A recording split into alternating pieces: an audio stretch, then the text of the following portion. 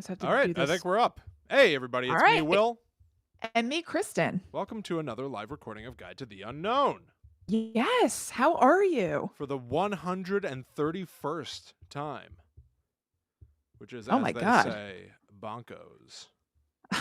You're telling me. Yeah. Hey, Bobby. Hey, CBFR. Yo, Mars. Hey. What's going on, everybody? We're going to talk about some cool, spooky stuff this week. That's right. We're going to talk about mummies. I got some fully gross, like real life how to make a mummy stuff. So if you keep your recipe book at hand, and I can tell you how to do it. Just as a preview, don't go into it too far, but what ingredients would they need to gather? You need some sort of a gum Okay. and some sort of like a salt Mm-hmm. kind of a thing. Okay. I don't really have all that many specifics, so I hope that you're all comfortable improvising in the kitchen. Hey, Andrea. Hey. Hey. Hey. Hey. I'm trying to be natural Hey. while doing something, and it didn't work. Oh. No, I couldn't tell you were distracted at all.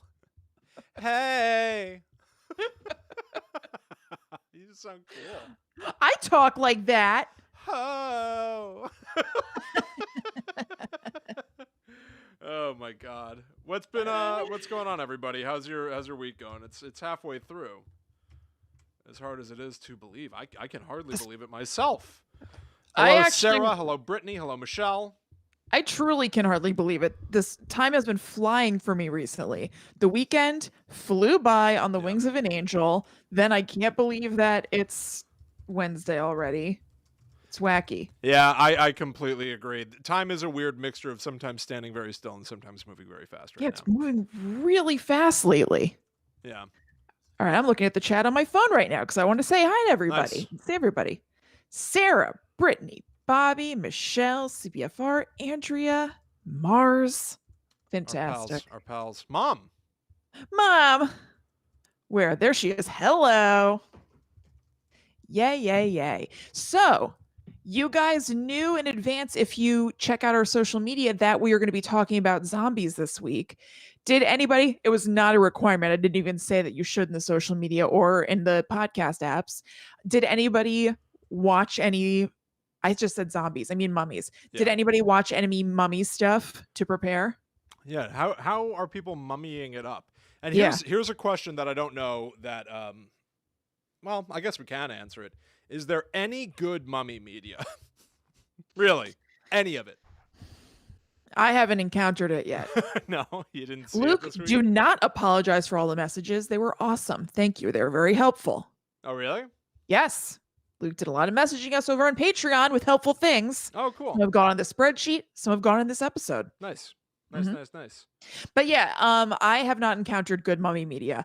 I have a feeling that maybe there are one-off episodes of TV shows or something. Like maybe there's a supernatural episode about mummies or something. Right. As far as movies go, there certainly is there's like a Buffy episode that's I kind of, when I was reading about it, it started to bore me, and I kind of remember watching it and being like, oh, this is not a good episode of Buffy. Mom always mummies up, she says. So does Bobby. I always mummy up. Sure. Of course. Yeah. Everybody mummy up.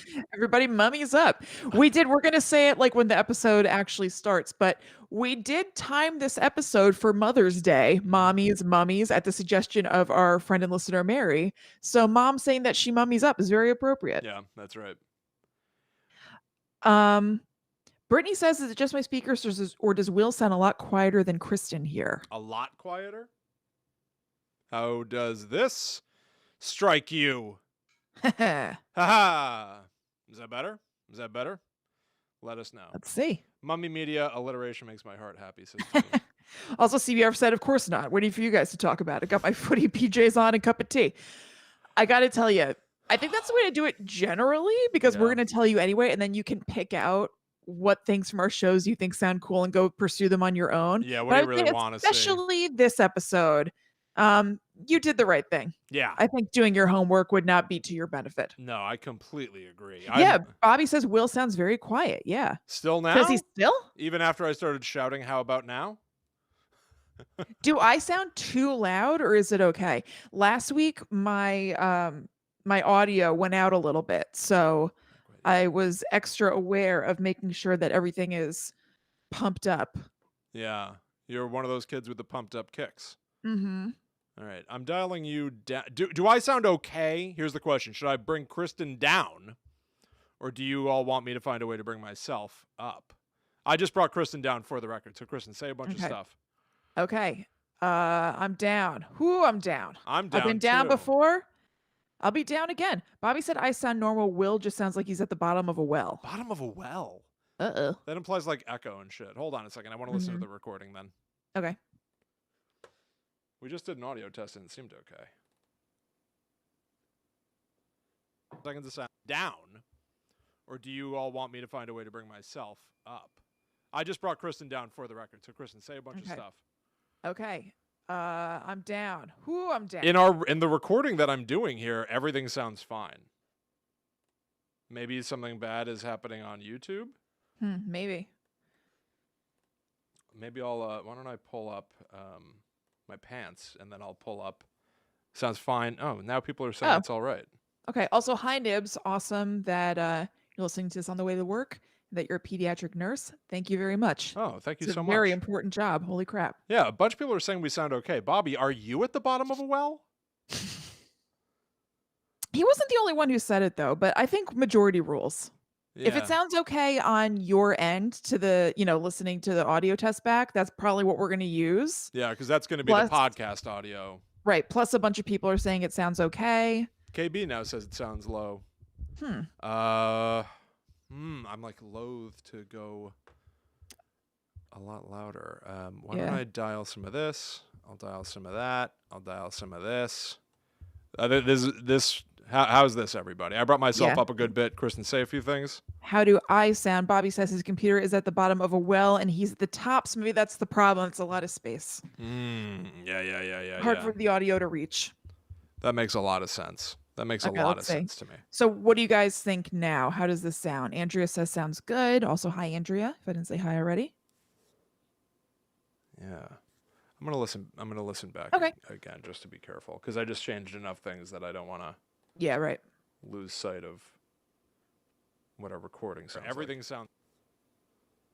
Yeah. I'm gonna listen. KB, I'm gonna listen. wait, hang on. Guys think now. How does this sound? Andrea says sounds good. Also, hi, Andrea, if I didn't say hi already. Yeah. I'm gonna listen. Yeah, everything sounds fine to me. Everyone says sounds good now. Really? Okay. It's unanimous. Okay. Good. Great. All right. I'm very happy Hello, to Keith. hear that. Okay.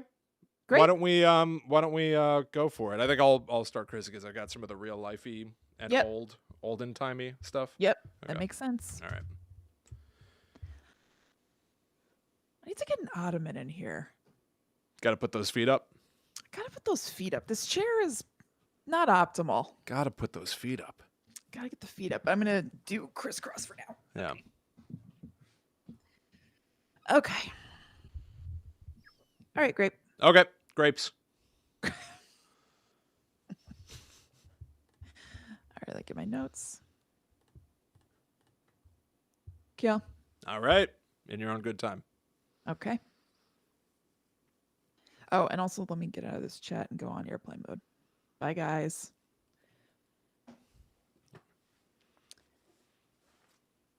Hello, welcome to Guide to the Unknown. I'm Kristen. And I'm her little brother, William.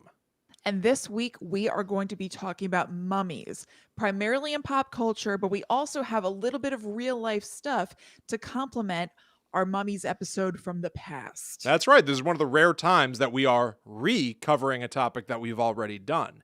You may have seen it on your feeds earlier this week. We did what we call a Guide to the Unknown rewind. Truly just sort of dusting off. We're archaeologists of a sort.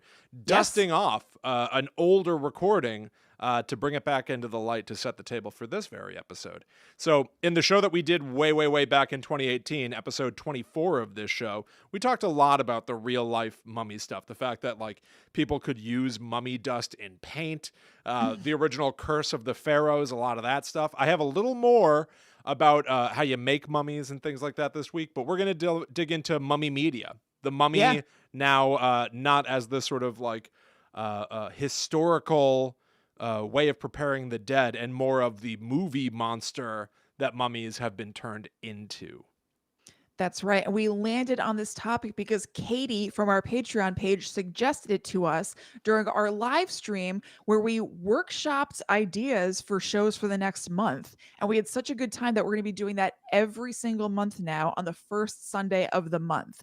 So if you go to patreon.com/GTTUpod, you can get in on that, but also lots of stuff that has already been part of the deal over there. We do monthly bonus episodes that show up in your podcast app. We do weekly kinds of teases, or I'm going to edit that. We do weekly previews for the episodes over there. We drop little videos and audio here and there just for the fun of it. So if you go to patreon.com/GTTUpod and you sign up at the Netherworld's Warrior level for $4 or more per month, then you get access to all of that stuff. And now the live stream thing, which yielded this week's episode. Yeah, it's super fun. And hey, it gave us an opportunity to talk about an old monster again. The Mummy returns. It returns. Happy Mummies Day, y'all. This is also our Mother's Day episode. Shout out to all the mummies. Here's looking at you, Mum. That's right. Also, we want to give credit where it's due. Tying the Mummy episode to Mother's Day was suggested to us by Mary Rose, who was in that Patreon live stream. So all the genius of that goes to Mary Rose. Yeah, it was super fun. That was a really, really fun stream to do. Also, if you do that sort of thing, if you dig into our Patreon, you can watch that live stream. Now it's archived up there. It'll give you something of a preview for this month on Guide to the Unknown. Yeah, they know everything that's to come over there. Yeah, exactly. This is a show that we do every week. Kristen and I are a sibling duo. We cover monsters. We cover pop culture. We always have a good time. This is a comedy horror show, a little spooky party that hits all of your podcast apps every Friday. There's a video version that you can watch on youtube.com/talkbomb, or the traditional audio version out on Apple Podcasts, Spotify, and all other podcast apps. Follow at GTTUpod on all social media to keep up with every new release of an episode. And yeah, why don't we dive right into it? Yeah, William, hit us with some mummy facts. All right, cool. So, hey, I don't know if people listened back to the episode that we did in 2018, but like as much stuff as I shared about mummies there, I kind of didn't bring it to the bare essentials. I didn't really fully answer the question, what is a mummy? Mm-hmm. And honestly, I think at the time, I probably assumed that a lot of people have or were coming to the podcast with some knowledge already, but especially given some of the research that I did for this week, I ended up coming back to the question, hey, what is a mummy? I know that you're going to talk about this a little bit later, but Brendan Fraser eventually fought a mummy in China. And listen. What brought us there? Also, it's Fraser. Fraser? Is that right? Yes, it's Fraser. Ryan and I got into a back and forth about this yesterday, so I looked it up, and it is Fraser. Oh, man. I thought I'd heard it phrased the other way. But okay. And it has been, and it's a thing. I found a YouTube clip of him on some talk show, I don't know what, being like, Brendan Fraser, not Fraser. I will kick your ass if you say it Fraser. And so I presented that as evidence to my husband, and it was put to rest. Why is he so mad about Fraser? It was a joke. That show's dynamite. So anyway, I started to realize that the mummy that I'm most familiar with, I think the mummy that most of us are commonly familiar with, is the ancient Egyptian mummy, right? In a tomb at the base of a pyramid. There's a curse of the pharaohs thing going on. If you open the tomb, locusts are going to attack you or something like that. But no, mummies are from all over the place. And I learned a lot about just what the hell a mummy really is. So, Wikipedia describes a mummy as a dead human or animal whose skin and organs have been preserved either by intentional or accidental exposure to chemicals, extreme cold, very low humidity, or lack of air, so that the recovered body does not decay further if kept in cool and dry conditions. All of this really boils down to the following. There are intentional mummies that have been placed in tombs and wrapped in cloth, and the body has been preserved by people who are trying to preserve that body for a purpose. And there are accidental mummies. Accidental mummies all over the place. Straight up, there are accidental mummies on every single continent throughout the entirety of recorded human history. Usually, how is this happening? It's crazy, but so I've got like a bunch of examples of like real life mummies, some of which have been found in our old pal, the bog. You and I are big fans of the bog. Huge bog fans, absolutely. Evidently, some of the chemicals or the conditions of a body being completely submerged in a bog means that the body is kind of kept away from all other elements, and so the body dries out in there, and it is preserved, albeit dead. And some of them are preserved pretty well. Some mummies occur in really dry, arid places. The oldest known North American mummy is from over 9,000 years ago, found in what's called the Spirit Cave in Nevada. So it's just a body that's out there that has truly just been dried out, just a dried out dead person. That's what a mummy is. So I got a question about these bog mummies. Mhm. Are we mostly talking animals, or are there many humans who are ending up in bogs and dying? If so, what are the circumstances? I Hey. don't expect you to have all of the answers to this, by the way, but this is what sprung to mind. First of all, if you know this show, you should expect me to have none of the answers. But That's why I prefaced it by saying, but I think that yours and my research can answer that question for us. It is, of course, the work of a will-o'-the-wisp. Yeah, people go out there chasing that will-o'-the-wisp. A little dot of light in the distance. You chase it, but it never comes closer. you trip, you end up a bog mummy. You're in a bog, baby. Mm-hmm. You're about to be mummy fresh for the rest of time.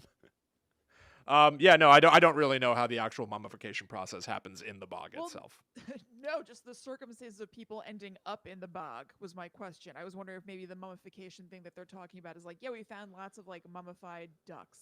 Oh, I'm sure that's true too. I mean, mummies are also animals. Like animals get mummified quite commonly. So it's probably a mixture of all of those things. Boy. So yeah, it seems like there's a lot of debate about when to appropriately use the term mummy. There are some people who say that the term should only be used in the case of somebody being intentionally mummified rather than bodies found that have been preserved by the elements themselves. The terms for these things, by the way, the intentional mummification process, the one that we're most familiar with and the one that we're going to talk most about in this episode, are called anthropogenic mummies versus spontaneous mummies. Meaning spontaneous, it just sort of happened naturally. Yeah, like natural. Though spontaneous also implies that, like, you flick a switch and somebody's body is like, all the moisture is pulled out of it and they're just turned into a mummy. I think we often associate spontaneous with fast. Yeah. But it can also just be kind of like random. Right, yeah, exactly. Yeah. Who's the mummy now? Yeah, see ya. Yeah. I made that joke on that episode back then. Exactly. Pause. Mark the time. You're quiet again. Oh, shit. And I think it has something to do with that shit mixer. Just touch one of the gain knobs, and the spark of electricity will power. All right, let's see. See? Look how loud you are now. I'm telling you. Did you literally just, like, tap one of the volume things? I mean, I pushed it up and over. They were already over all the way to the sides. You know what I mean? You're, like so loud to me right now. Hold on. Keep talking. Okay. Blah, blah, blah. Yeah. This is so annoying. Yeah, no, that mixer's garbage. That's why we replaced it. Ugh. I mean, we have no idea how long this thing is going to go on. I wonder if I should get a good mixer. Possibly. Or just like a good... I think I also brought over a USB mic adapter. Did I take that back or did I leave that there? Because maybe you can just USB straight into your mic. The fact that we're solo for the foreseeable future is like... You don't need like a whole mixer situation over there. You're not mixing anything together. It's just you. I know. I don't think I have a USB mic adapter. You don't? Maybe I took it back after we got you set up there. Everyone's saying better. Everybody's saying way better. I think we just leave it alone for now. This is a problem that we should solve off show. All right. Just a tech problem. All right. Okay. So yeah, so let's talk about like how mummies are made if they're the anthropogenic type, the intentionally made mummy. We're going to start with the big guns. We're going to start with Egypt. So, mummification in ancient Egypt reaches back almost 3,000 years. They saw the preservation of the body after death as an important step to living well in the afterlife. It became a status thing. Hence all the tombs. Hence the fact that it's all like pharaohs and stuff with those tombs. It was literally a thing that like the wealthy would get to have. And so yeah, you'd be buried with all your earthly materials, because you definitely need those in the afterlife. You can Right. take it with you. I Um, love that. I think it's so cool. I think it's straight up rad, and I do want it stated. This is now a historical document. This episode of Guide to the Unknown. If and when I die, because we're still not sure if it'll ever happen, I We'll see. would like to be buried with all of my video game Oh saves. my God. I've saved Hyrule countless times. Those things need to be with me. We're just going to have to board up your house with you in it because there's no way that there's enough real estate in any cemetery anywhere to contain all of your copies of Scream. Wait. There's no All of the room. My No. house has more room to it than any cemetery. Yes. Okay. It can't contain. William, you're going to want to take with you all your crap, Yeah. all your different versions of Halloween across mediums, DVD, Blu-ray, commentary, no commentary. Correct. They're not going to take you anywhere. So we're just going to have to turn the house into a mausoleum where people want to see them. I'm very game to turn this house into a Will Rogers museum. But then it has to just say, the placard out front has to say Will Rogers, not the cowboy. Yeah, right. So people, I don't know. As time goes on, I feel like fewer and fewer people are going to know about the cowboy. I don't know. It's hard to Google me. um, anyway, so evidently, one of the ways that they would accomplish mummification, like the real rules, I should say, have been completely lost to time. There are some smattered writings about how they accomplished this, like literally writings from thousands and thousands of years ago that documented the process. Most of that stuff is lost. So we've just had to sort of piece together from looking at mummies how it was probably done. There are the writings of Herodotus that sort of refer to a few things, and that seems to be like where we've gotten that notion that I think we're all familiar with of hook up the nose to pull out the brain through your nose. I think we all heard that as kids, and we're like, oh my God. Ew. Evidently, that's not true. Are you ready to have your mind blown? They didn't do Yes. that. They didn't do that at all. There was no iron hook that they shoved up your nose to yank your brain out. Huh. Totally different. They used a different kind of stick. It wasn't iron. All right. Oh. And then they'd wiggle it around up there until your brain turned to liquid. And then they'd just sort of prop you up and your brain would drip out your nose. Oh my God. That is so gruesome. It was literally the pull of gravity that just right. let your brain ooze out of your face. Yeah, kind of a more extreme neti pot situation. Yeah, exactly. Yeah. A neti pot you don't want. No. No. So the biggest of all steps in the process is to halt decomposition. Somebody died, we got to make sure that they do not decompose. So they would remove all the organs, they'd wash out the body with a mixture of spices and palm wine. Now, sounds nice. I don't know that this is true, but there is a sort of legendary story about 11 herbs and spices that nobody knows the recipe for, and I bet it was that. Oh my God. I have to bet it was that. Now, they did leave the... I thought it's not 11 anyway, but there's like I was thinking of the fact that there's like a blend of essential oils, commonly known as thieves oil, that people say that like thieves and looters used under their noses and stuff during the plague so that they could rob bodies without getting sick. Ooh. And I don't know why. I thought you were going to say that, like, oh, I wonder if it was the same kind of thing because it was like, a cleaning agent. It's supposed to preserve health. So that's where I was like leaning in and listening. So to bring up the Colonel. No, just a stupid KFC joke. No, there was no information there to be found. Don't get it wrong. I had nothing of value to say. I liked it. I value laughter. Evidently, they left the heart in place because the heart was felt to be the seat of thought and feeling, so it would be needed in the afterlife. So brain liquefied, but the heart holds on to all your feelings and thoughts. It's just kind of fun. It's just like another time. It's just, it's a belief. Yeah. I mean, I think that if I could be totally wrong. I think that they have found that it's not like the heart has processes like the brain, but there are chemicals and things that we associate with the brain that are actually also manufactured or run through the heart and the stomach. Like I think serotonin might also have something going on in those. Yeah, So yeah. maybe they weren't completely wrong. That's interesting. It's ironic too because I dated serotonin in high school. She didn't have a Oh heart. my God. Oh my She was God. completely Oh heartless. my God. How many people just Well, guess what? unsubscribed? I date a guy. Oh, What? I date a guy named Dopey Mean, and Oh. he was no fun. Oh. Dopamine. Yeah, no, I got it. Did you think I didn't get it? Was that the problem you thought I had that I didn't understand? Yeah. Let's move on. Anyway, the whole process here took 40 days, evidently. Yeah, Then just like this episode is taking. it's true. Don't worry, I'll we'll stop talking. be talking about Tom Cruise before you know it.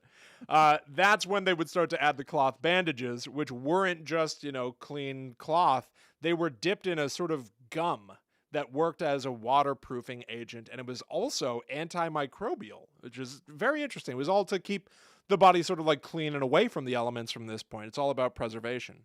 But ancient Egypt, not the only place with mummies. So I wanted to look up, like, what are the other mummies around the world? Because there are, ways of preparing the dead or preserving the dead outside of ancient Egypt, but I didn't really know them. So here are a few that are just kind of interesting. Really only a couple. There are the Aztec mummies. These mummies were wrapped in a bag and adorned with a ceremonial mask. Rather than like lying down, they were posed to sort of be sitting, almost like crouch, almost like knees to your chest, kind of just like sitting on the ground. Sometimes they had to be tied with rope to keep them in that position. Which the only thing that this made me think of, and it made me realize what a missed opportunity this might have been, Indiana Jones and the Kingdom of the Crystal Skull. The fourth Indiana Jones movie that so many people, the common joke is, what? There was no fourth movie. Oh. I kind of like that movie. I got to tell you. I do too. It's not the best of the four. It's so fun. But it's fun. I liked Indiana Jones. It's got some very cool stuff. One of the cool things here is that they're tracking down oh my God, I forgot the actual person they're trying to track down, but they eventually find his mummified body. And it is in this style. And I could not have told you that it was in the Aztec mummy style, but in the movie, he's crouched sitting, he's wrapped in a bag, and there's a gold mask on his face. That's Indiana cool. Jones made a big archaeological faux pas by not being like, oh yeah, the ancient Aztecs always buried their dead this way because of this. Like, I would have loved to have heard a real life, purpose for that design. I wonder if that was intentional. Like they wanted it to be a cool Easter egg. It definitely was. It had to have been. It's too much to be a coincidence. Yeah. But like that's really cool. I feel like that's a lot of restraint not to comment on it, to do something like that and not say anything about it. Yeah, those movies are to a certain extent about history, Sometimes they're not at all. Sometimes they're about like sort of like desecrating history. Sure. As much as it belongs in a museum. But right. That would have been a fun nugget to hear, Professor Jones talk about. Yeah. You know what it reminds me of? And I'm sorry, I will stop talking about Psych in every episode soon. I feel like it's become our new Harry Potter. Yeah. But I'm going through the Psych episodes that I talked about a couple of Guides to the Unknown episodes ago and the horror parodies thing. And I just watched the Friday the 13th episode of Psych, and there was a Robert the Doll thing in it. Oh, that's cool. They didn't say it, but this doll looked just like Robert the Doll. And I was like, see, they're like real nerds working on this show. And I can't believe they didn't say something about the doll. And I thought it was kind of cool and fun. And the Indiana Jones thing reminds me of that. Yeah, I love that. I love it when there's just something there and or you eventually find out, like, oh, this is what that was. I know, Yeah. It's cool, too. In Kingdom of the Crystal Skull, he pulls the ceremonial mask off the body. So you see the dried out, mummified face of this other explorer. But now that it's been exposed to the air for the first time in probably like a few hundred years, the skin like immediately like hollows out and sinks and crusts away a little bit. It's gross in that fun, like a souffle falling. Yeah, kind of. It's fun in that like gross out Indiana Jones way. Yeah. There's so much better stuff in that movie than people give it credit for. And then, yes, totally. Shia LaBeouf has the same haircut as a monkey later, and we all have to live with that. Right, exactly. But also there was a cool mummy, and I liked it. Yeah, totally. So leave me alone. In Chile, there are the Chinchorro mummies. They're believed to have been made around 5000 BC. They were elaborately prepared by removing the internal organs and replacing them with vegetable fibers or animal hair. Hmm. In some cases, an embalmer would remove the skin and flesh from the body entirely and replace them with clay. Oh, wow. Yeah. So almost, That's yeah, intricate, you know? it's Like, I very feel like intricate. at some point, like, how much of an actual body is left? I know You know, it's it sounds like it's just bones that are kind of built out with other stuff. I totally agree. It's almost that sort of like notion of if you replaced every individual part of the Eiffel Tower, is that even the Eiffel Tower? You know, Mhm. 'Cause Yeah. it's just a totally new building. But Yeah. I guess the bones are there. I don't know. Right. Paging Dr. Tansler. Right. Whoa. Um, okay, let's talk about some cool mummies. I already told you about the Spirit Cave mummy, the oldest known mummy found in North America from 9,000 years ago, which is insane. This mummy was found by a married pair of archaeologists, Sidney and George Wheeler. They found this mummy in Nevada because they were working for the State Parks Commission, and they were surveying archaeological sites to make sure that we wouldn't lose them due to all the guano mining that was going on. Why are people mining guano? What do you Don't use that for? don't pretend you haven't been doing it. You're an amateur guano miner, I know it. Stepped right in. Oh, he's been stepping in it all these years. Secretly behind the scenes. There was a body found in China in the 1970s, Xin Zhui, known as Lady Dai, D-A-I. She was buried with 2 other bodies, which were not mummified.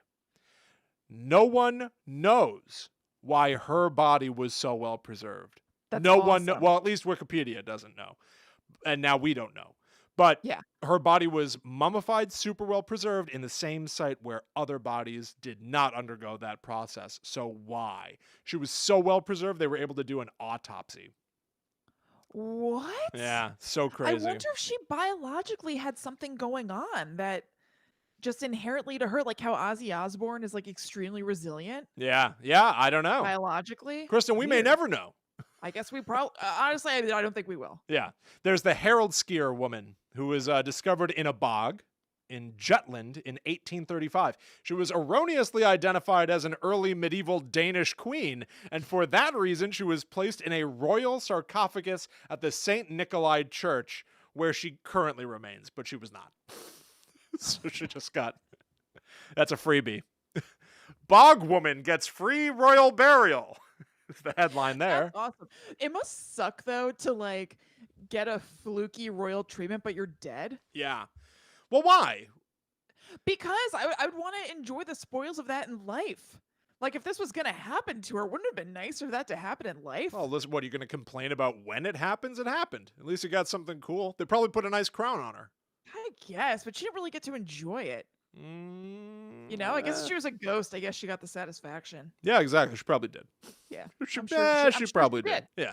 Not going to dwell too much on it because I did talk about it in the other episode, which was re-released on the feed this past Monday. King Tut. Mhm. Discovered Funky Tut. Funky Tut, buried with a donkey. He's my Right. favorite honky. This was the one that took the world by storm. This is the real mummy discovery that, changed all the headlines, got all the attention. It was in 1922.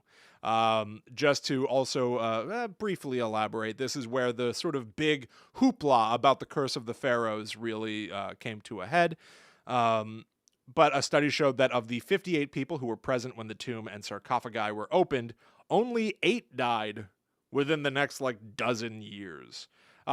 It's primarily the fact that one of them, Lord Carnarvon, died 6 weeks after opening the tomb, and it sort of was off to the races. So let's get to pop culture, because this is where the handoff from real life to fiction really sort of happens. In 1932, 10 years past King Tut,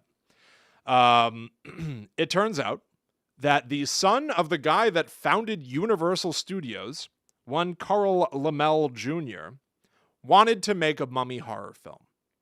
Dracula and Frankenstein had been doing very, very well. Those movies are also based on books. So he charged people with finding a sort of literary origin or a literary story that they could base a mummy horror film on. and it became something of an adventure. There were mummy stories, to be sure, but a lot of early mummy stories were kind of romance novels in a weird way. And then, all right, they started writing the movie under the title Cagliostro.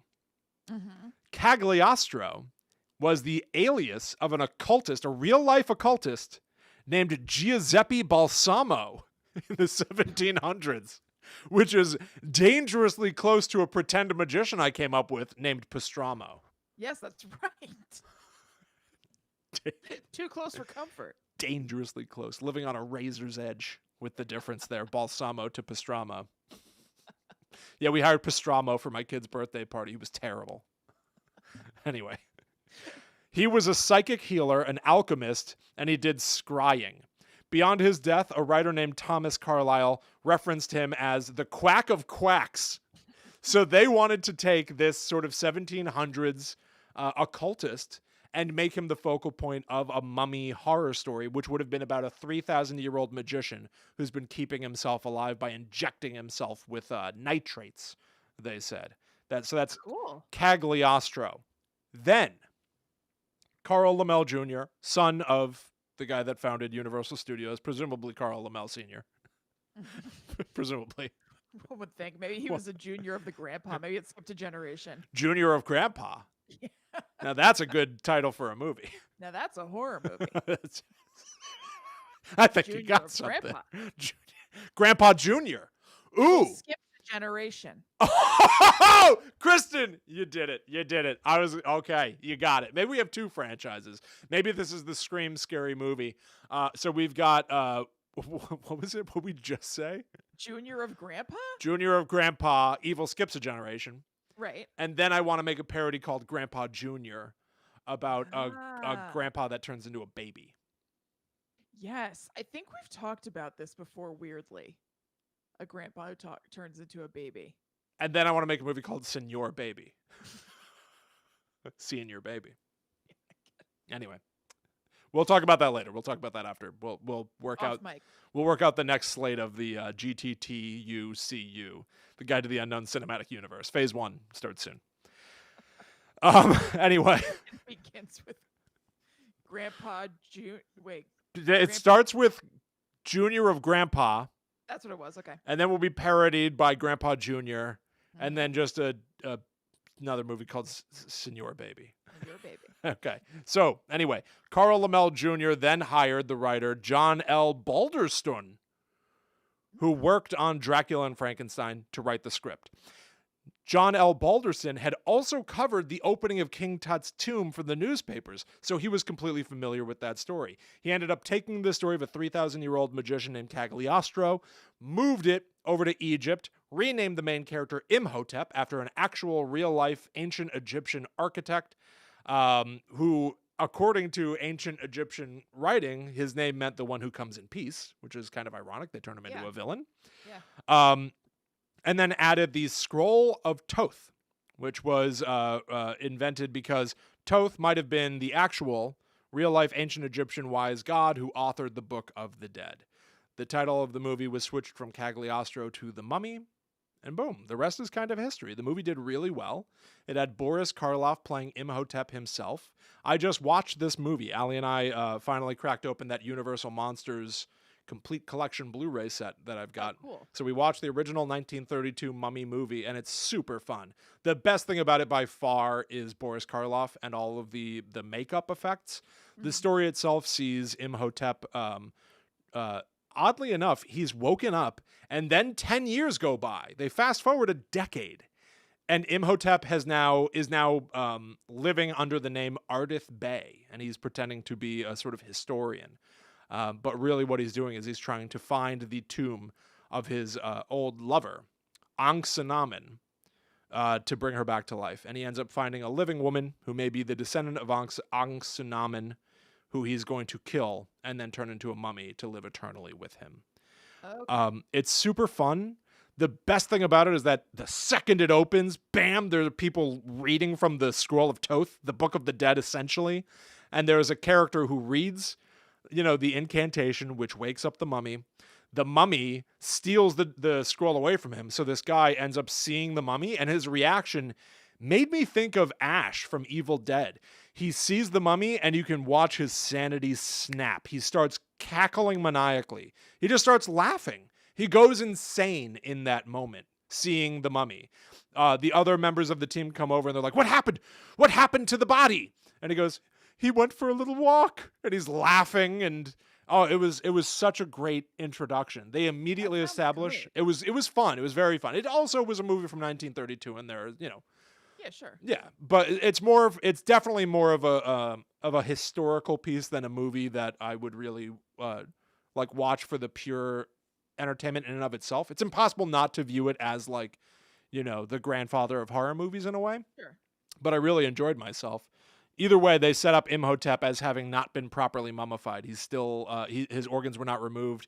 He was the inside coffin writings scratch out any reference to the afterlife, so he's cursed for all time, which is very fun, and later comes back in a future mummy movie. Very, very, very, very briefly, they then made a bunch of other movies. They made The Mummy's Hand. Bam, new mummy. Who dis? Goodbye, Imhotep. 8 years have gone by. Boris Karloff is not here.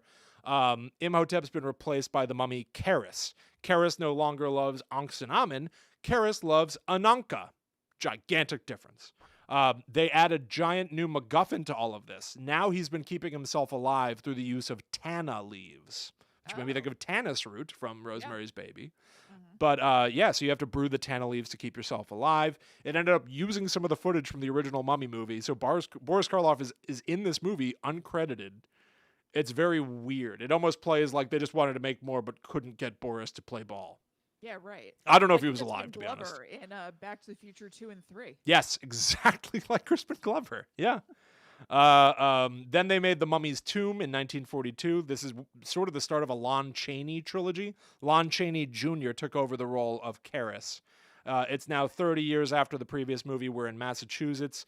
Karis is revived, then later burned to death. He's avenging Ananka's tomb having been desecrated. Then we get The Mummy's Ghost in 44. He sinks into a swamp, and I instantly just start thinking of this mummy, Karis, who every movie is defeated and then comes back and is now in a swamp. I just start thinking about him as Jason Voorhees. Karis to me now, artificially kept alive through Tana leaves, almost like how Jason was sort of later on said to be being kept alive by the Necronomicon. They just start to feel the same to me. Is the mummy the sort of old horror proxy for Jason? It kind of feels like it, There are definitely some similarities, it seems like. Yeah. The real sort of franchise ended in 44 with The Mummy's Curse. They drain the swamp, mummy back, building falls on him, he's gone. There was Abbott and Costello Meet the Mummy. They changed the name again. I don't know why, but now he's not Karis, he's Claris. I thought that was funny? Or they couldn't get the rights for some reason to Karis. I have no idea. But really sort of there you go. That's like the original, like real life mummy stuff to the original Universal movie monsters. And then it sort of goes away for a while. In the 50s, Hammer Horror brought the mummy back for a while with Christopher Lee. It seems like in the 50s, this is another big blank spot in my horror knowledge, but I'm aware of the Hammer Horror films as bringing back the original Universal monsters. I'm not. I don't know about that. Oh, really? Yeah. No, big deal. British films. Off the top of my head. Yeah, for sure. And they remixed elements of not the original Imhotep mummy movie, but the Karis mummy movies. It's all about Karis and Ananka and avenging the people who desecrated her tomb. So it really is sort of like the way that we would consider a conventional reboot to be. Yeah. Replaying certain elements, remixing some of them. Huh, interesting. But yeah, that's the straight up origin of horror mummy. All right, great. Well, it seems like the next time that mummies popped up in pop culture was in the 1999 to 2008 Mummy movies starring Brendan Fraser. Yeah. I also want to mention mummies have been kind of hot recently because there's a meme going around about the fact that coronavirus hit in 2020 and last year. I'm just going to read the meme. It says, hey, remember like last summer when we found that mummy in the black sarcophagus that was never supposed to be opened? And Egypt's director of antiquities was like, well, we opened it and the world hasn't fallen into darkness yet.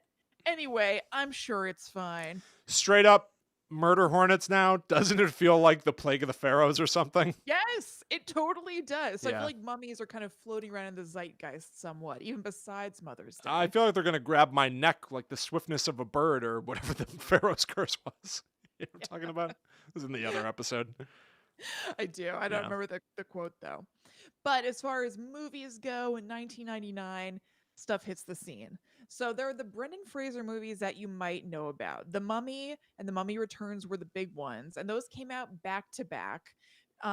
Directed by Stephen Sommers. And then The Mummy, Tomb of the Dragon Emperor came out 7 years later. And Mhm. Brendan Fraser was still on board, but now there was a new director, even though Stephen Sommers was a producer. And there were all new side characters. Brendan Fraser was like the only on screen person who stuck around, it seemed like. And all the action moved to China. Now, I didn't watch that. William, you did recently, right? Sure did. I watched it How'd on that Sunday. go? It didn't go well. No, I wouldn't think. It didn't go well. It took me like 7 hours to watch. So I watched the original Mummy. I had to take a break. I could not focus on this thing for the life of me.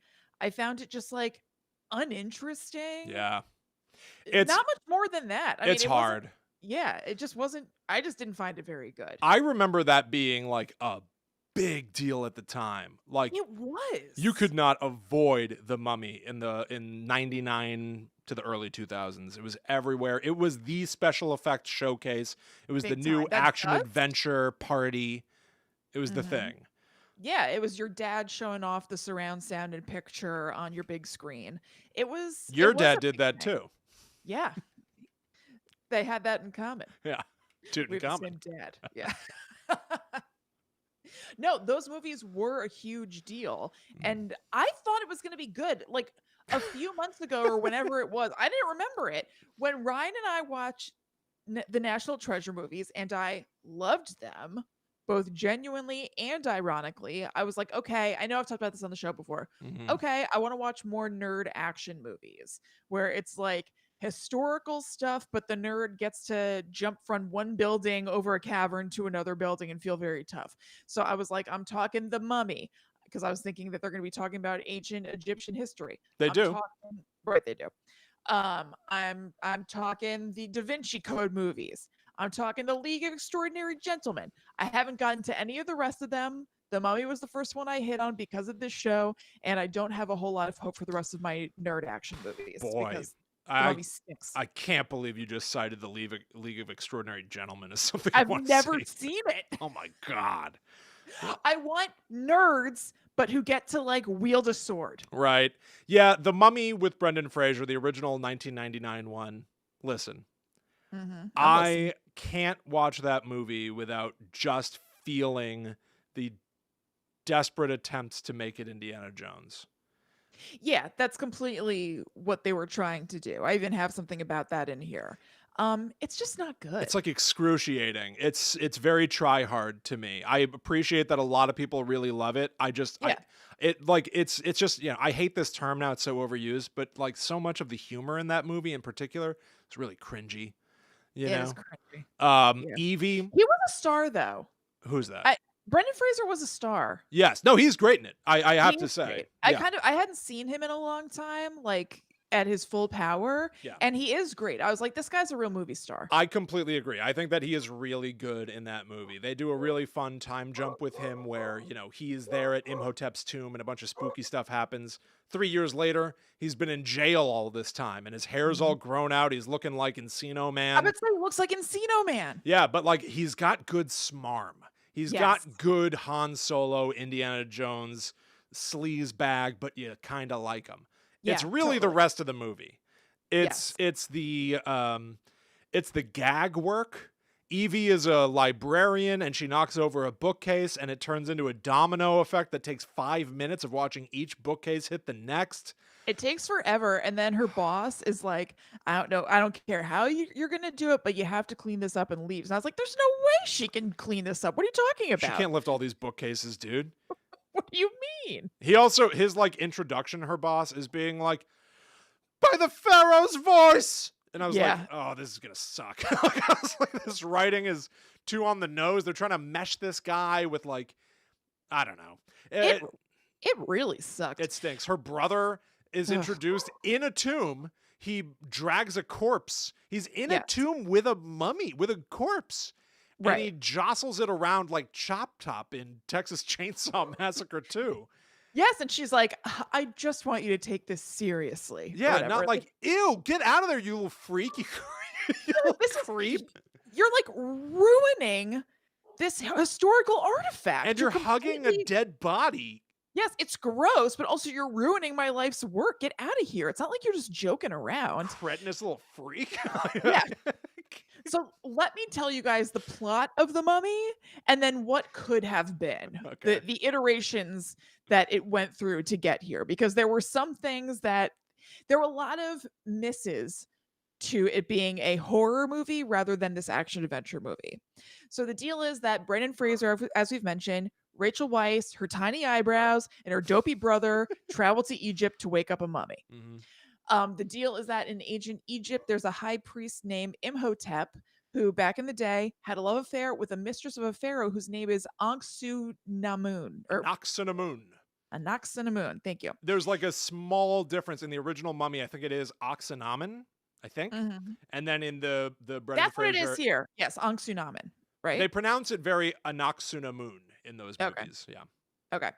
So the pharaoh catches them, and Ankhsunamun tells Imhotep to run because she'll kill herself, but he'll be able to resurrect her as long as he gets out of there fine. So then Imhotep and his guards are able to grab her corpse and bring her to Hamunaptra, the city of the dead, and they're using this ritual to resurrect her, and it's working until they're interrupted by the pharaoh's bodyguards. So then all of Imhotep's guards are mummified alive, but the worst treatment is left for him. He is given the Hom Dai, which is having your tongue cut out and then being buried alive with flesh-eating scarabs in your tomb. So he's sealed into a sarcophagus and kept under watch by the guards to prevent a resurrection. Yeah, he's straight up given the same treatment as Meryl Streep in Hook. Meryl Streep isn't in Hook. Wait, who's Glenn Close? Is it Glenn Close? Wait, what? What are you thinking? Wait, tell me the plot of what's happening in Hook that you're talking about. Hook gets mad at someone on the boat and says that they have to be put in the boo box. And it, I think, is Glenn Close in a fake beard. Oh my God, William, yes. Yes. She's put in the boo box, and they put a bunch of scorpions in there with her. That's the Hom Dai. Oh, Captain Hook did it too. You're absolutely right. Dusty I completely Hoffman. forgot about that. It's so weird that Glenn Close is in Hook for like 1 second. Yeah, that movie's bad too. No, Hook is good. People are not going to be happy with us for saying these things, by the way. No, these Hook are is unpopular opinions. Hook Very is good. unpopular. Hook is good. Yeah. I disagree entirely. Hook is horrible. It's horrible. I haven't seen Hook as not as a sober adult. So now I'm curious. I've watched it as an adult, but I was wasted, I think. And so I think I thought it was great, but maybe I'm wrong. Subject yourself to it. I would love to hear you go through it. Yeah. Yeah, I'll give that a shot. I'll never see it again. All right. I'll see if Ryan wants to watch with me. I feel like he's going to pass, but Yeah. I'll give it a shot. Okay. Passive boredom. Yeah. Okay. So guess who happens upon Imhotep's tomb and accidentally frees him? Rachel Weisz and her eyebrows. She reads from the Book of the Dead out loud while they're in Egypt. It's an oops. Adventure ensues. Imhotep wakes up and brings the 10 plagues with him, but they're able to get out of it by reading the legendary book of Amun-Ra, which makes Imhotep mortal so that he can be killed. That is the short version of it. There's more to it than that. There's some fun stuff in it, I have to admit. Yeah. I think the overall work of The Mummy, the overall story, the goals, those things are all fun. I love seeing Imhotep as a Walking Dead thing that is, taking eyeballs out of people's heads because he needs eyes. He steals someone's tongue because he needs a tongue. He's sucking the life out of people to revive his own body. And that stuff is all really fun and weird. There's Evil Dead stuff to it. That stuff is all a good time. And then there are a lot of action scenes where Brendan Fraser looks in the camera and goes, I can't stand mummies. Yeah, it's crazy. Like Steve says to Miranda in Sex and the City, there's good stuff here. And like Miranda back to Steve, I say, not enough. Oh, wow. And I break up with the mummy. This Wow. movie sucks. That's a wow. What a lot of people were really charmed by that reference you just made, I bet. I hope so. I have a wide range of interests. Not enough. They get back together. I will not be getting back together with the mummy. No. So here's what what things the mummy went through before it got made. The original idea for a mummy revival was in 1992. Clive Barker, horror biggie, Whoa. wanted to make the movie, and his idea was for them to be violent horror movies about the head of an art museum who's actually part of a cult that's trying to reanimate mummies. Hell yeah. Oh my God, that's awesome. They were planning for a different afterlife, but now he's bringing them back into the real world. Yes. Isn't that sweet? That's very fun. So, according to Universal execs, it was, quote, dark, sexual, and filled with mysticism. And it would have been a great low budget movie, but it didn't work out. I think they wanted something more high budget. They Sure. wanted kind of like a big blockbustery thing. And so they ended talks. Yeah. Next up for talks about a mummy movie was the director Joe Dante, who Hmm. wanted a very weird mummy movie, be very different. He wanted Daniel Day-Lewis as a, quote, brooding mummy. And it was going to be a modern day story, more about reincarnation with love story elements to it. Again, they couldn't agree on budget. I think they wanted, I'm assuming just based on the previous talks, I think they wanted something big and kind of bombastic. And a brooding Daniel Day-Lewis sounds kind of low budge to me. He wouldn't have survived the research. No. Oh my God. He would have Absolutely. mummified Going himself. method as a mummy? Yeah. You can't do it. Maybe that's what dissolved all the talks. No, they were like, yeah, it's budgetary problems. But it's Daniel Day-Lewis being like, no, I draw the line. I can't do it. He did the mummy method. Yeah, exactly. And now we need a new leading man. Yeah, we lost him. Okay, next up, Will, George Romero. Whoa.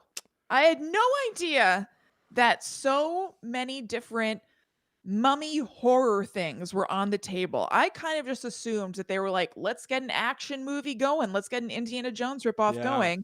And then kind of not really retrofitted, but they fitted the mummy story around it. But no, specifically a mummy remake was in the works and it ended up in this action movie place. But it started off in a classic Universal horror sort of place. Wow. So here's what George Romero wanted to do with it. He had ideas for a zombie style horror movie, and it sounds kind of nuts. He actually wrote a draft of the script in 1994. So like they went like, decently far. And it was set in the modern day and revolved around an archaeologist named Helen who discovered the tomb of Imhotep and brought him to her lab to study him, where he was accidentally awoken out of view of the researchers after they did an MRI of his corpse. Something about the rays or whatever happens with an MRI. MRI? Something about the rays or whatever happens during an MRI woke him up. So he also, through this process, somehow regains his youth. He doesn't look mummy-like. And the movie is kind of a fish out of water story where Imhotep has to make his way in modern society. So far, this does not sound horror-y, right? It sounds like Splash. Crocodile Dundee, but with a mummy. Right. Crocodile Mummy. Crocodile Mummy. Helen, the archaeologist, assumes that he must be from the Bureau of Antiquities. So I guess she like bumps into him in the hallway of the museum or something. And they begin kind of like a tentative romance, during which she starts having flashbacks to a previous life in which she was the Egyptian princess Isis. Okay. So yeah, it seems like there are some echoes of the whole like previous life of the love interest thing, but a mummy meet cute. Is this why George Romero didn't do much in the 90s? He was working on this. It didn't go. I'm not sure. Interesting. So there's more to it. Our friend Karis comes into the mix. So Imhotep uses an incantation to summon and awaken a loyal slave named Karis, who was taken to the museum at the same time as Imhotep. And when Karis wakes up, he is pissed. And now this is where the horror comes in. He escapes through the sewer system and he claims his revenge against both criminals and antiquities dealers who have stolen artifacts from his tomb. So that's where it starts to get like zombie-y and crazy. Yes. It was decided that Romero's script was too violent, so it never went ahead. Other horror mainstays like Mick Garris and Wes Craven were also attached to the movie and left. Wow. And then Stephen Summers, who was aware of the developments, he'd heard about the Mummy being kind of bandied about, called the producers with his idea of the Mummy as an adventure epic a la Indiana Jones, Hmm. and they were into it. So he wrote and directed the movie. It's loosely based on the 1932 Mummy and made it more action adventure based than horror based. And that's kind of how we got the Mummy that we have. But they did add in more Egyptian lore than the original had, which is pretty sweet. The Egyptian story stuff is cool. There's some good stuff there with, I think in real life it would have been 4 canopic jars, they're called, that hold the Mhm. organs. They made it 5 in Mhm. the Brendan Fraser movie. But so the Mummy is sort of like tracking down the people that have those jars to take their organs. So like Right. they're like some of that stuff, like I almost wish more of that sort of like, oh, my tomb has been opened and here's what I'm gonna do about it, was Mhm. more evident or more brought to the forefront. It's all of the comedy and all of the action and the ambiguous love interest thing is all. It all just kind of makes it really wishy-washy. Yeah, it's so the love interest thing is very lame to me too. Like Rachel Weisz can't get Brendan Fraser out of her head because he gave her like kind of a jokey kiss before he was going to go to the gallows. Right. Like at one point she's brushing her hair and she's kind of staring off into space when she's trying to read a book and then she's like, "Ah, silly girl, it was just one kiss. It doesn't mean anything." And I was like, "Why would that kiss mean anything Well, to you? That was like not right. romantic at all." Here's why. It's because of the Willie Scott Indiana Jones, Yeah, love I know. interest thing in the second movie, because the Temple Right. of Doom, and they wanted to replay that. There's like Indiana It's Jones not working. attempts at cloning Indiana Jones all over this. Mhm. And it's just like that was like lightning in a bottle, and so Yeah. much of it is like, I don't know. There are measurements of the comedy in Indiana Jones. It's not all Mhm. hilarious, and in The Mummy, it is. The Right. Mummy has a lot of slapstick humor, a Yes, lot. I would say it's zany. He does the Three Stooges eye bonk to a Mhm. mummy at one point. Mhm. Man, in the third movie, in Tomb of the Dragon Emperor, there are Yetis, and they throw a guy, and he goes in between 2 posts off in the distance, and then a mummy does the sort of like field goal. Oh, get out of here. I am That's not kidding. I am crazy. not kidding. I think they like kick a mummy in the nuts in that movie. Like there's just like, oh, like the attempts to That's like make me laugh while I'm yeah. supposed to enjoying the action. Like the action never feels real because it's all cartoon, Mhm. and the cartoon stuff isn't funny, and it Weird. all undercuts the horror. Yeah, totally. There's very little about that movie that is horror at all. I would say it's just straight up like action adventure movie, but then there are some cool things like the Book of the Dead. Right? Yeah. There's horror stuff there, even as Yeah. a special effects showcase. Like important step in special effects, The Mummy. Mhm. Also, there's a CGI thing walking around all the time that didn't age Yes. well. Yes. So it's just hard. Like I want scary mummy effects Yeah, in that totally. thing. Yeah, it's just rough. So that was followed because it was a humongous hit by The Mummy Returns. And in this movie, there's just a lot more emphasis on warriors and fighting. And it just doesn't sound interesting to me at all. But The Rock, Dwayne Johnson, appears in it as the Scorpion King. And then that spun off into a whole Scorpion King universe where there was one Scorpion King movie that hit theaters and then 5 sequels that were direct to video. The most And recent was like 2018. yeah, right. Yeah. The Scorpion King really has a long legacy, like it's long tail. And Luke on Patreon sent us a very funny 9-second clip that I'm going to include in the show notes of really bad CGI and really weird like timing acting choice during a fight scene that I encourage you to go look up because it's unintentionally very funny. Excellent. The first Mummy movie was pretty well received and made a ton of money. And the second one was not generally very well received, didn't make as much money. And there's a character in it named Izzy Buttons. I learned from Wikipedia. Fantastic. So now we jump ahead. Sorry, it's just like No. the fact that like it was listed like it was like important to note. I just love that was great. And It's pretty low on the call sheet, but the name jumped out to me. So Buttons. Izzy Buttons. Now we jump to a movie that I did watch in its entirety and I was focused on it, even though I can't say it was quality. My eyes were right on the screen, unlike the 1999 version.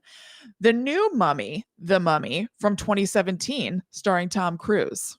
The implication of what you just said is that Yes, you liked it better I than the did. Brendan Fraser movie. I did.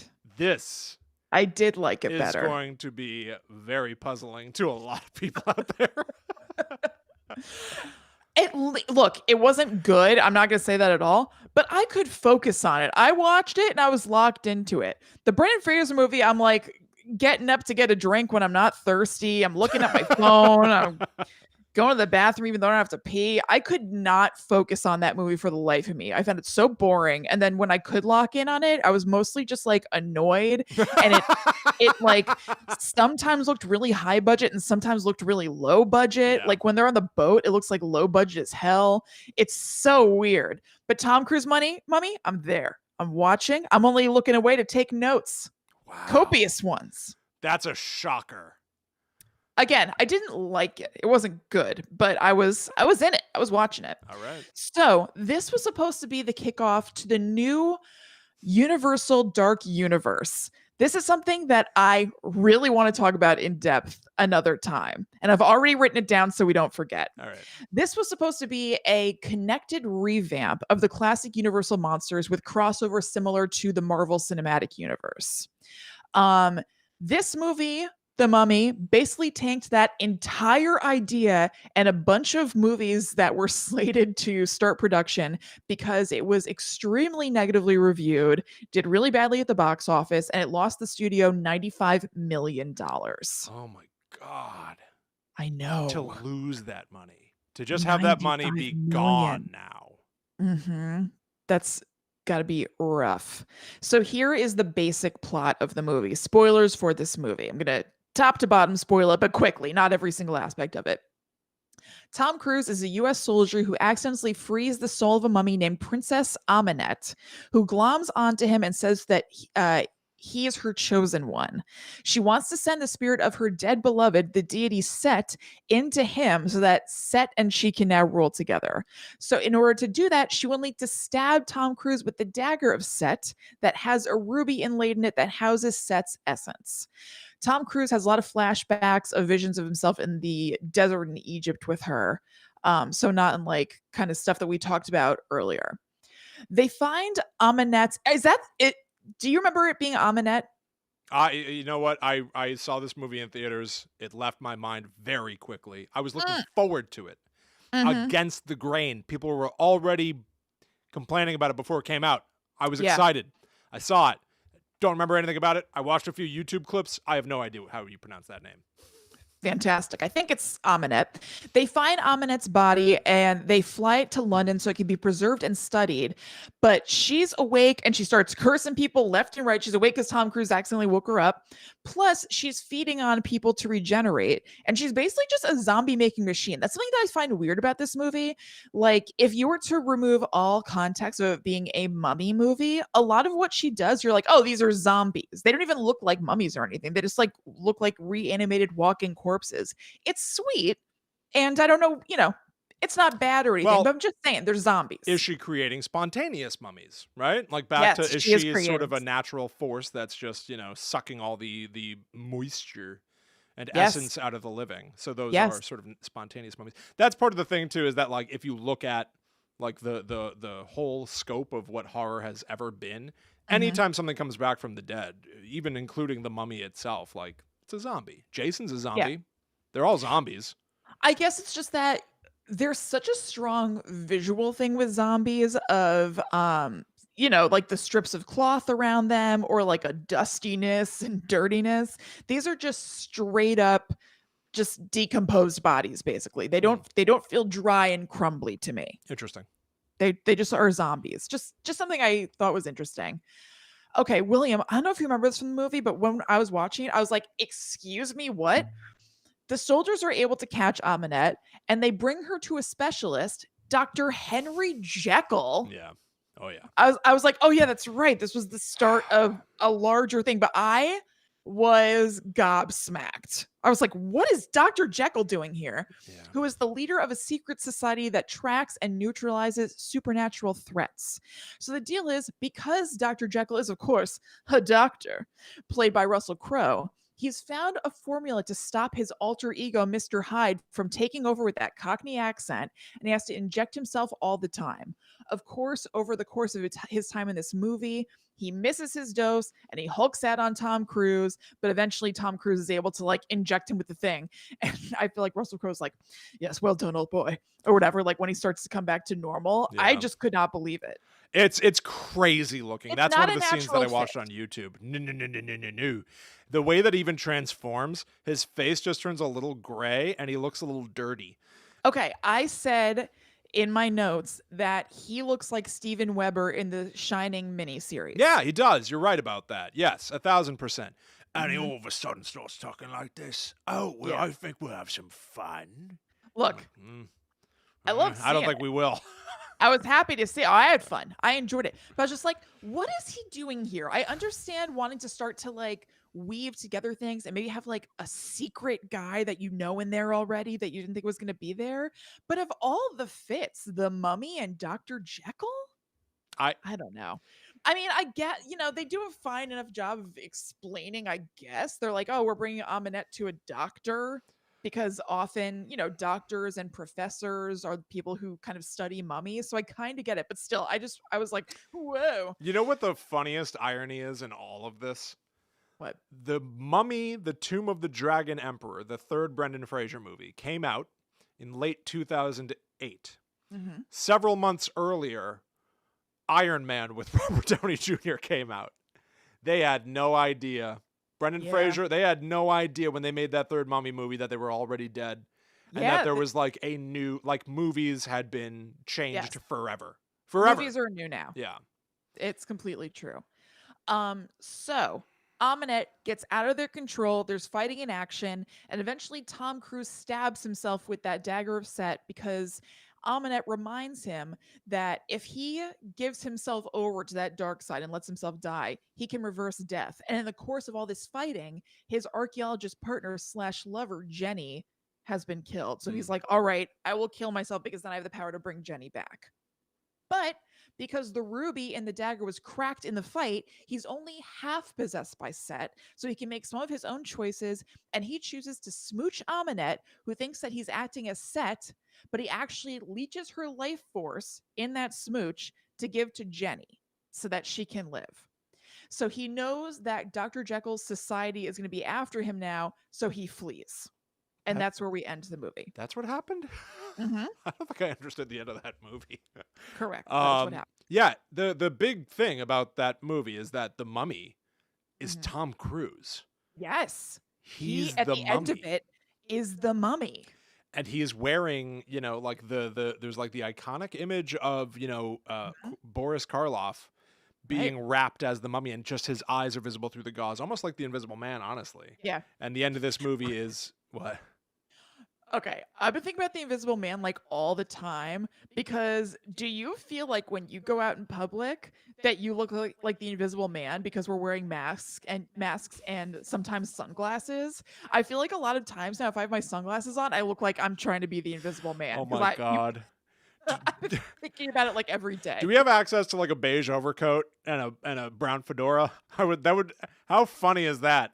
I've seen so many people like wearing like a Darth Vader mask online or something like that. I've never seen anybody be like the mischievous 1930s Invisible Man. That's fantastic. What a great getup.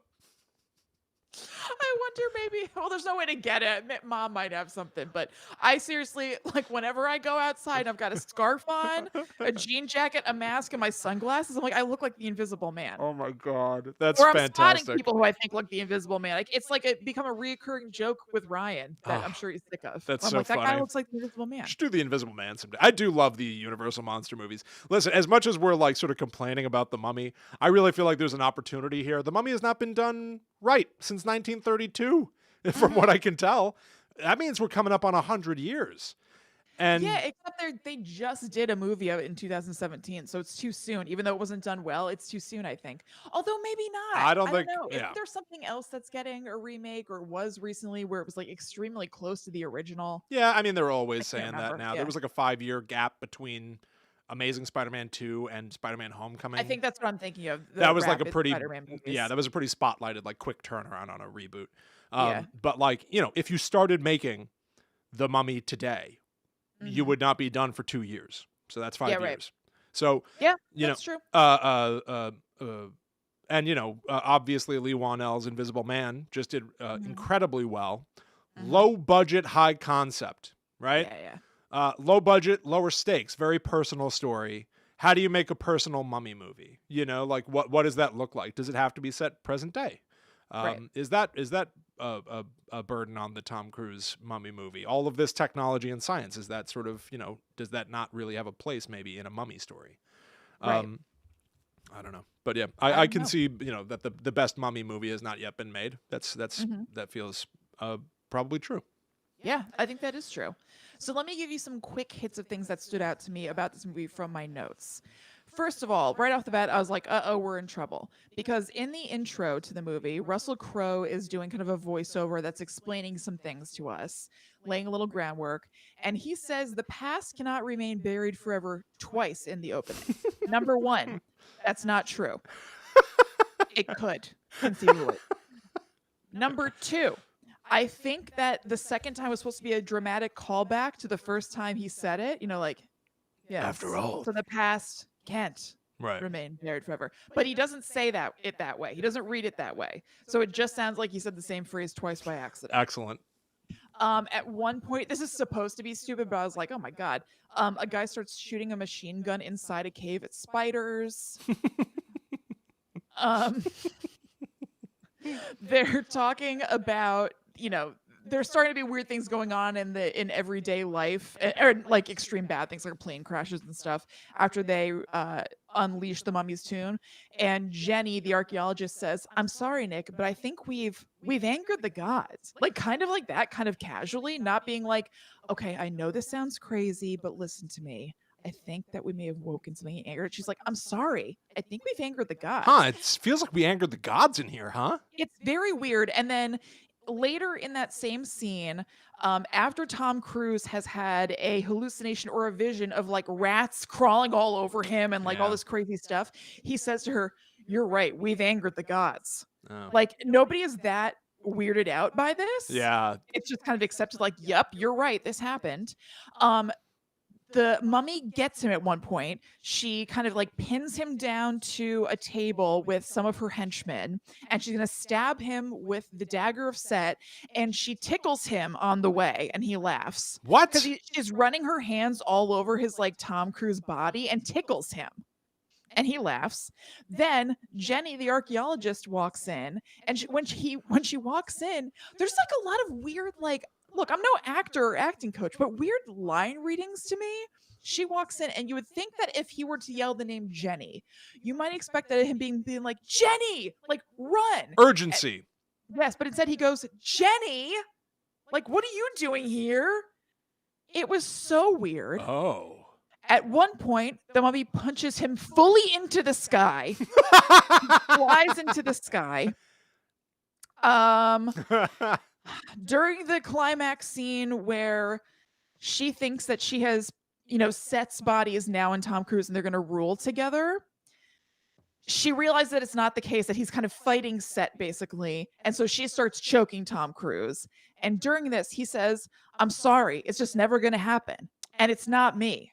It's you. And I was just like, what movie is this? What is the tone of this movie? Yeah, that's the cool, you know, action hero line before he kills the villain. But it doesn't, but it's like jokey.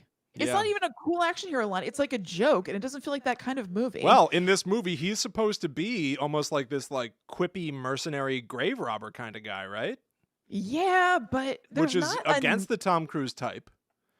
Yes. Also, I was surprised that he let there be a joke in there just because he so closely guards his image. And I feel like he does it even when it's about a fictional character. There was a joke about him not lasting long during sex with the archaeologist lady. She was like, yeah, it was a great 15 seconds or whatever. And he's like, hey. And just, I don't know. I was just surprised that he let that even be Yeah, associated with his that's brand. interesting. So during the fight scene where he says that, they also have him kind of bruised up, which I guess would be realistic. Not just bruised, swollen from the bruises, which I guess you would be. I guess they're like, yeah, if he was thrown that hard, he would swell up right away. But I feel like he just kind of looks like Hitch after he ate shrimp.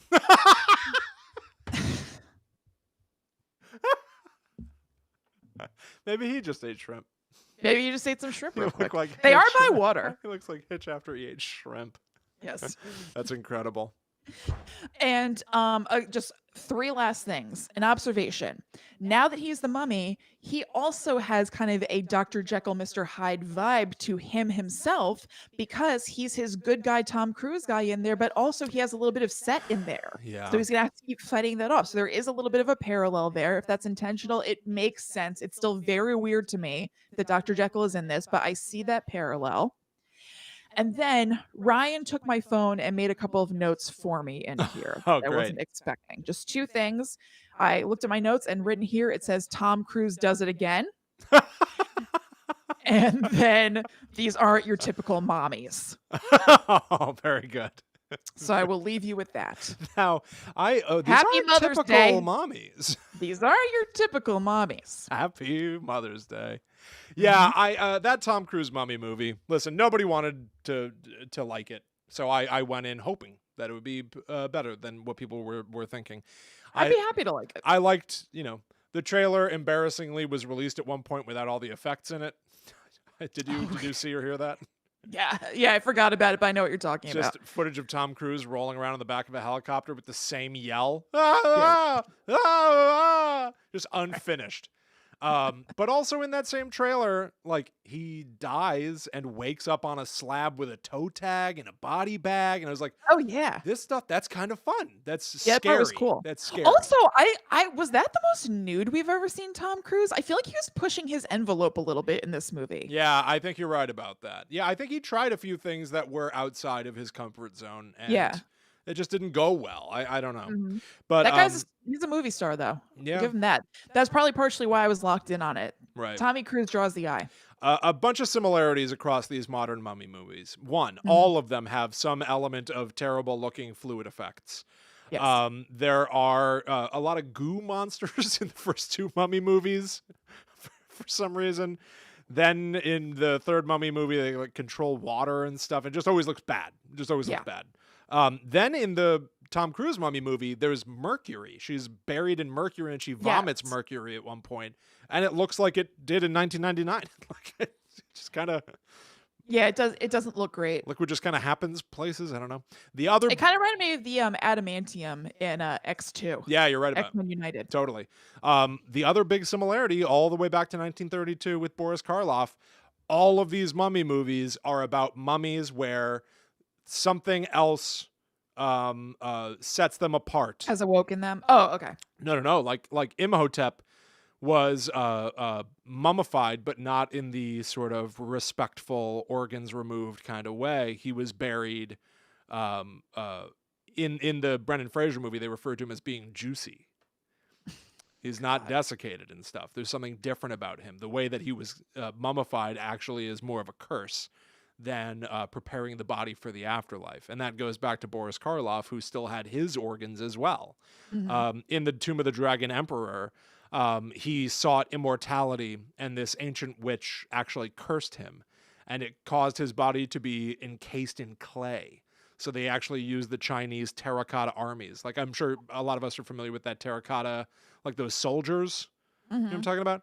And so that's like a real thing. They were found in a tomb in China, and then they used that in that mummy movie to say that those are actual, like, his soldiers that were encased. And then brought back to life. And then in the Tom Cruise mummy movie, she's kind of an ancient witch in a way, Right. who's buried in mercury. So I think they're doing everything they can to sidestep the fact that, the real life mummy story is that ancient cultures prepared their dead for the afterlife, And then modern archaeologists said, oh, they're ours now, and put them in museums and like dug up the tombs and everything. Yeah. So, that story is like an appropriation story in a way. Yeah, it's not a fun story if you tell it the way that it actually is. Exactly. So they always also- did something in the movies to say that the villainous mummy was a villain in life as well, which I think is Right. kind of right. Right, because otherwise you don't have to feel bad if that's the Yeah, case. it's the best you can do. It's not just like, boy, look how scary mummies are. Mhm. You know, It's like this was a bad guy who's back now. exactly. Yeah. Also, the whole process of mummification and what's included in the sarcophagi and everything, it's nice. Yeah. So you're going to have to make it a bad guy to make it scary. Like the idea behind it is nice that you're preparing them for death and letting them take their things with them. Mm-hmm. Yeah. So you got to scary it up somehow, and it's probably going to be a bad guy. Yeah, 1,000%. Yeah, totally. Yeah. Well, fun. I think we've done justice to the mummy. I think so too. I You think that we know? can probably close the sarcophagus door on this subject now. I think Unless so. they come out with another mummy movie. Yeah, absolutely. Yeah, we'll have to see. I do wonder, even though I feel The Invisible Man was a great sort of standalone, I'm also hearing rumors of more to tie into it. That's why I want to talk about it. I just did some side research, not for the show today, just for my own interest, and there's stuff happening. I would love to talk about that. There's stuff burbling. But for now, I think we're Yes. at the end of this week's episode of Guide to the Unknown. So That's right. Thank you all so much for hanging out with us, and happy upcoming Mother's Day to all the mummies out there. We really appreciate you all coming around to hang out with us and hear some spooky stories. If you enjoyed this episode, please consider going to Apple Podcasts to leave us a positive review to help increase our reputation and tell the world what we're up to here. You can also leave reviews for us on Stitcher, Facebook, and on Podchaser. All of these links are in the show notes for this very episode. The party doesn't have to end here, by the way. If you go over to patreon.com/GTTUpod and you sign up to be a Netherworld Warrior starting at $4 a month, you can get access to a bunch of additional shows. We've got an entire Patreon podcast that nobody else on the planet can hear called The Netherworld Dispatch, along with a bunch of other things that we put up there. Like Kristen said at the top of this episode, we did an entire planning live stream with our backers to cover, hey, what are we going to do for the month of May on the show? You can go watch that now to get a sneak peek of what comes next for us. You can also go to facebook.com/groups/GTTUpod to talk with other people who watch and listen to this show. Talk back to us. Follow at GTTUpod on Twitter, Facebook, and Instagram to keep up to date with any new releases or anything else going on in the world of Guide to the Unknown. And hey, while you're at it, you can also talk to us individually online. That's right. I'm at Chillin' Kristen on Instagram, Twitter, and Facebook. And I am the Myth Traveler. So thank you all so much for hanging out with us. We will see you again next week where we will unearth more ancient tales. But until that time comes, we must travel. Back to the Netherworld, go we. Bye-bye. Bam. There you go. I didn't stumble. Bam, bam, booty. You did a great job. I didn't stumble. I think I remembered everything. It seems like it. How about that? Look at this. Baby's growing. Yeah. Baby Junior. Whatever, Baby Junior. Whatever the hell we said. Junior of Grandpa. Yeah, how about that? Hey, everybody. I saw people in the chat, by the way. Kristen, people don't like your opinions. They don't like my opinions either, but they especially don't like your opinions. It seems like Eric in particular really likes the Mummy movie, so this may have been very hard for him to have to hear. I'm sorry, Eric. The Brendan Fraser one, at least. Yeah. And, a lot of people do. Yeah, I know. Listen, I think it's like an historic film. I think it's, it's a tentpole. It's a tentpole movie. But for me, it just didn't age very, very well. Watching all of them, I have to say, I watched them almost in like reverse order, basically, because I'd never seen Tomb of the Dragon Emperor. And then I was like, I forgot what we were doing, honestly. So I was like, I'll watch the first two. Can't hurt. Yeah. So I kind of watched them out of order and stuff. So in the third movie, he keeps being like, I've had enough of these mummies. He's like, more mummies? Somebody literally says, seriously, somebody literally says in that movie, you have mummy madness. Somebody says that in that movie. Oh my God. And so I was like, oh, this is terrible. And then I watched the first two, and it's the same. In the first one, he's going like, he like punches a mummy off of a double-decker British bus and goes, he's like, bah! I hate mummies. It's like, they keep saying, I hate mummies. You've known about mummies for a day. That's awesome. It's happening. It's like a trailer. Like the movies feel like it's clips for the trailer. It's really funny. Okay, I just got to the chat. Yeah, sorry guys. Bobby said he found your opinions to be spot on. Thank you. Thank you. Look, Bobby, did you see? I gotta be true to myself. Bobby, did you see the Tom Cruise Mummy? Is it really better than the Brendan Fraser Mummy? That's hard to believe. I don't know. It's totally better. Eric, we did not look into the SCP Foundation yet, but they're on the list. No, but it seems awesome. Yeah. Krusty Spink's got Animal Crossing. Just got to wait for the Switch to get there. Bam. Excellent. Very cool. You're gonna like Have it. fun with that. Yeah. Good God. Good golly. You know, the one thing I looked up and I was surprised that it didn't happen. That Van Helsing movie with Hugh Jackman. Yes. No mummy in it. Are there things other than vampires in that movie? Oh, yeah. That was supposed to be a Universal Monster showcase. Like, who else is in that? Dracula, Frankenstein, the Wolfman. Really? Oh, yeah. Oh, I bookmarked that. Look, I even might want to reorder our month, possibly. Oh my God, really? Because I really want to talk about some stuff. Oh. Do you think it's Patreon worthy, or do you think it should be main show? Main show. Main show? Yeah. Yeah, I mean, we got some potential for a monster packed month here. We do some Universal stuff. We'll see. Yeah. Okay, all right, we'll talk. Yeah. Bobby says he has not seen the Tom Cruise Mummy, but he's sticking with his gut feeling on this one that you're right. Thank you. I am. That the Tom Cruise movie is you. better than Brendan Fraser. I'm not saying it's a good movie, but it held my attention 50 times better. It sounded like you thought it was a good movie. You like the jokes in that movie, Chris? You like his rogue attitude? So weird. It was a very weird movie. There's a mummy reference to the Brendan Fraser movie in that one. Jenny is fighting off somebody during the Jekyll and Hyde fight, and she ends up hitting them in the face with something, and it's the Book of the Dead from the Brendan Fraser movie. Oh, well, that's nice. Yeah. You know, here's something that we didn't talk about. All of this rebooting movies, but keeping them in continuity. Halloween 2018, right? Jamie Lee Curtis is back. The original movie happened. The sequels did not. Yeah.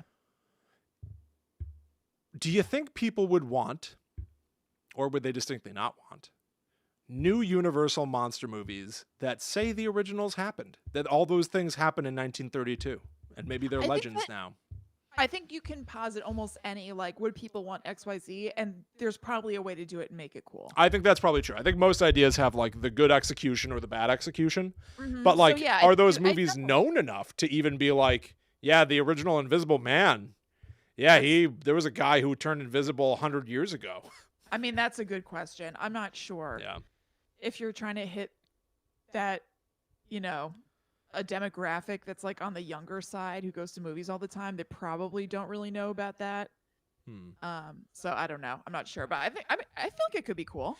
Right, because like use the fact that there's this history. Don't reboot and get rid of it. Use the fact that Universal was one of the original movie monster houses. Right. Totally. Put that to work. Yeah. Absolutely. All right. Cool. All right, dudes. Oh boy, thank you, Eric, so much for leaving. Thank you so much. We really, really appreciate it. But called out Kristen for my controversial ideas. That's like a real. I wonder. I had it coming. Hey, we've gotten 1-star reviews before for our opinions on media. I know. Thank God that this was a 5-star review. Oh my God, I wonder if we're gonna get 1-star reviews because I don't like the Mummy. Yeah, never forget Peanut Gate. I'll never forget. The media takedown of Peanut Gate. They don't like the Great Pumpkin? 1 star, unsubscribed. I've had enough. Oh, God. Incredible. Thank you very much, Eric, for sparing me. Someone's just going to write 1-star review, Brendan Fraser is a god. And it's going to like tank our score. And God. Yikes. All right, everybody. All right, guys. That was fun. Thank you so much for hanging out. I hope you enjoyed it. I loved it. Yeah. That was a good time. Honestly, like the Mummy episode we previously did, I listened back to it and I kind of couldn't tell what the hell I was talking about. I listened to it and it was good. Really? But there was just more to say. Yeah, totally. Oh, I kind of disliked it. Listen to it was pumping iron. Yeah, it felt not of the proper Guide to the Unknown style to me. I don't know. We did it right this time, I think. Yeah, I think so. All right, you dingbats. All right, have a good rest of your night. All right, bye guys. Adiosi.